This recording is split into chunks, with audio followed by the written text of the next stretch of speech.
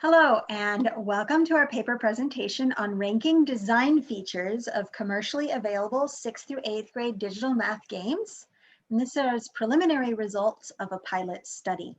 My name is Dr. Emma Bullock, and I'm presenting with my students Jillian Choquette, Prestin McCormick, and Rebecca Goodman, and we're from Sam Houston State University. So the purpose of this study was to rank commercially available digital math games developed for 6th through 8th grade children for selection in a larger future study based on the framework for assessing the effectiveness of digital mathematics game-based learning, which we'll discuss in just a minute. Now, a little bit of background. Our study is centered in artifact-centric activity theory, or ACAT theory. Now, children's activities are framed by how they interact with the technological tool that they are using and with the design features in the tool. Liddell and Kortenkamp's artifact-centric activity theory, or ACAT, provides a useful lens for exploring how this interaction occurs. ACAT considers the relationships among the subject, which in this case is a child, the artifact, which in this case is a digital math game, the object, which in this case is mathematics, the rules, for example, mathematics didactics and design principles, and the group, which could be a child's peers and their teacher. So this figure depicts these relationships. Now, the main focus of our inquiry in our future study occurs along the main axis, the subject, artifact, object center line, where the child is interacting with the mathematics, the object, through the use of the digital math game, the artifact, and that upper right triangle, which includes the rules and principles that helped design the artifact according to the object. So a key question to ask in this relationship is, how do the design features in the digital game help the child interact with the mathematics? In using ACAT as a lens for our inquiry, we will focus on how the design features of the artifact, the digital math game, brokers the internalization and externalization of the mathematics the children learn while playing the game. Now, there are thousands of commercially available digital math games. However, the recent work of Aal, Casteller, and Van Looy has found that the digital educational games are most effective when they include specific learning outcomes and motivational outcomes. Now, their specific learning outcomes include situational interest, SI, performance, P, and transfer, T. Situational interest is where the game stimulates interest in the content matter. Performance is where the game succeeds in achieving the learning goals as defined by the game developer. And transfer is where the game stimulates application of the learned content to real-world situations. Motivational outcomes include enjoyment, E, and general motivation, GM. Enjoyment is where the game succeeds in creating an enjoyable game experience.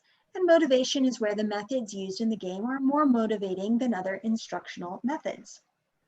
However, our recent research published this past year helped us to hypothesize that digital math games also need to have the following high-quality design features.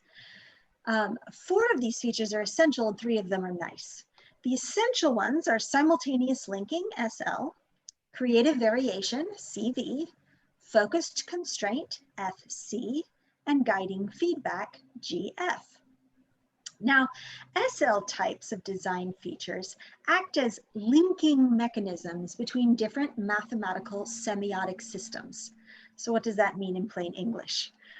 What that means is they facilitate a connection between one mathematical representation and another representation in the game in more or less abstract ways, either symbolically, visually, or audibly. For example, there's a game called Angle Asteroids in which there's a rocket that rotates and shoots asteroids. The way that the user is able to do that is there's a slider on the side where they slide with their fingers. As they slide with their fingers, the rocket rotates. So the movement of the user is linked to the mathematical representation of angle. This is simultaneous linking, probably what we hypothesize is the most essential design feature for digital mathematics games. Now, CV types are design features, or CV types of design features are elements in the game that support the development of the student's own representations of the mathematics.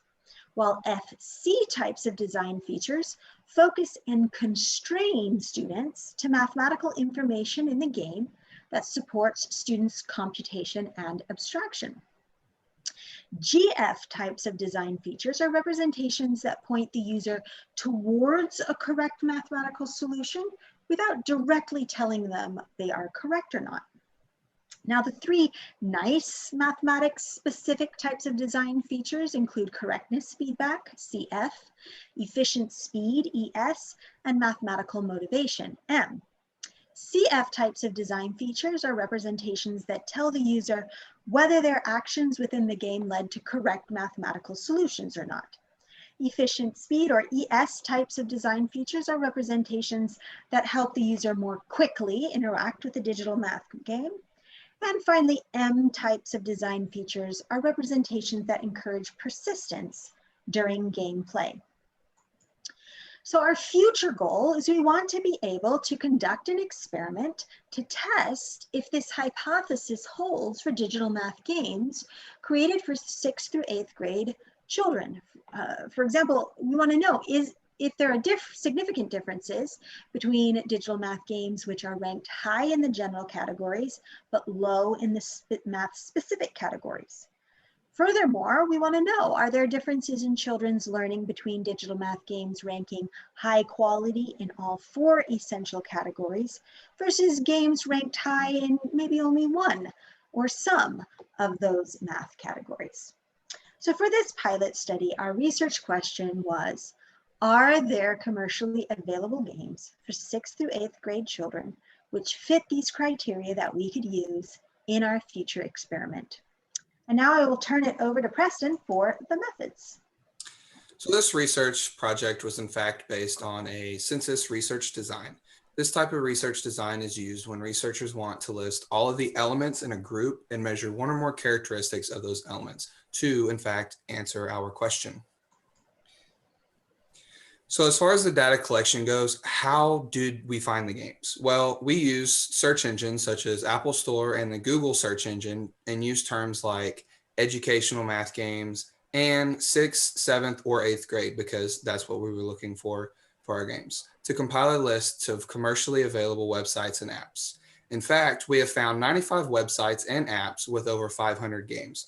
For instance, one website will have well over 20 games, and this is how we can grow and find so many different games.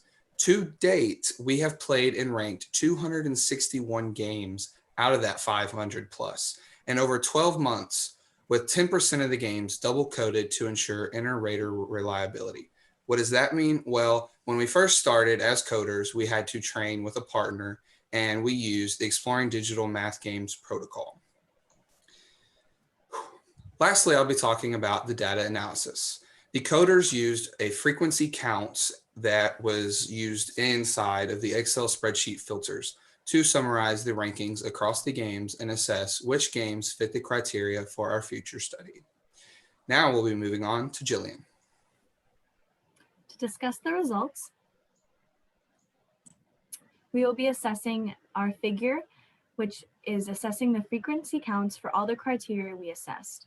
For example, on one hand, out of 261 games, only 20 games had the criteria for simultaneous linking, and only 30 games out of 261 games had creative variation, where on the other hand, 196 games out of 261 games had correctiveness feedback. So why is that important? This is important because we are looking for 9 games that rank high in all these categories. For example, for grade 6, we need 1 game that is ranked high in all 7 math-specific categories and all general categories. And we also need 1 game that will rank high in 4 math-specific categories, SL, CV, FC, GF in all general categories. Whereas we need one game in a control group that will not rank high in SL, CV, FC, or GF, but rank high in all general categories. Based on our frequency counts, 4 out of 261 games ranked high in our general criteria, but none of these 4 math games ranked high in all of our essential content-specific criteria. And now I will pass it on to Rebecca. So what does this mean for our study? It means that based on our preliminary results, we will continue to play the remaining games on our list. We do anticipate playing over 500 games by the end of the data collection to determine whether we either need to alter our study or look towards creating our own digital math games if we do not find the 9 games that we find appropriate. These are the 4 references that we use to create our study and help us. Thank you.